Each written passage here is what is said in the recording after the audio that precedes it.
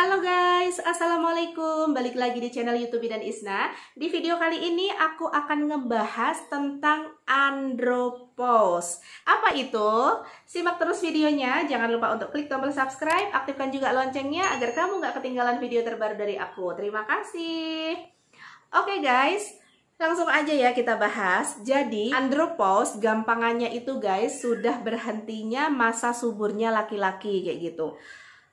Selama ini yang sering kita dengar itu tentang menopause. Kalau menopause itu dialami oleh wanita ya. Jadi wanita itu sudah tidak berproduksi lagi, dia sudah tidak bisa menghasilkan sel telur lagi, sudah tidak menstruasi lagi, makanya sering disebut sudah kering, jadi sudah nggak bisa hamil lagi. Nah itu yang namanya menopause. Pada laki-laki itu disebut dengan andropause. Andropause pada laki-laki ini guys tidak terpatok pada umur. Karena kita sering ya mendengar kalau kakek-kakek terus menikah di usia tua ternyata masih bisa memiliki keturunan. Berarti masih bagus kesehatan reproduksinya kayak gitu kan. Kalau pada laki-laki, andropause ini memang tidak diukur dari usia. Beda dengan perempuan. Kalau perempuan itu biasanya terjadi pada saat usia 45, 50, dan 50 tahunan ke atas. Tapi kalau pada laki-laki itu dia tidak dipatok sama usia. Nah, andropause ini terjadi ketika seorang laki-laki itu sudah tidak memproduksi sperma lagi.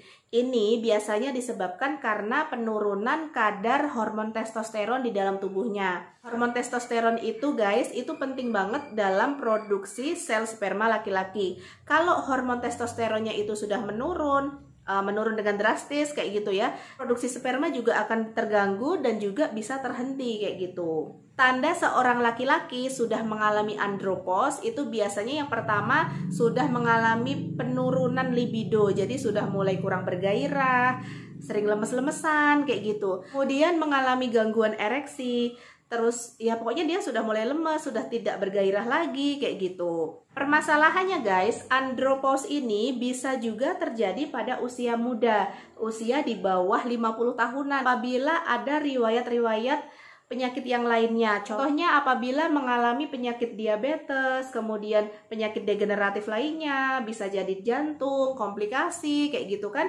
Nah, itu juga bisa mengganggu tingkat kesuburannya. Jadi hormon androgennya dia sudah menurun drastis sehingga dia tidak memproduksi sel sperma dan menyebabkan terjadinya andropause ini. Pencegahan andropause itu bisa dilakukan oleh para laki-laki. Yang pertama jaga pola makan, jadi pola makannya harus sehat, kemudian olahraga teratur juga, terus jangan stres kayak gitu, karena itu berpengaruh pada hormon-hormon itu tadi. Kalau hormonnya kacau, stres kayak gitu kan, itu bisa menurunkan produksi hormon testosteronnya kayak gitu. Kemudian konsumsi juga kayak vitamin E, vitamin C, vitamin D, itu juga bisa mencegah andropause dini. Kalau untuk pengobatannya biasanya terapinya itu adalah obat-obatan hormonal. Jadi guys, sebenarnya apabila seorang laki-laki itu sehat, badannya sehat, hormonnya stabil kayak gitu ya, dia tetap bisa berproduksi sampai tua kayak gitu.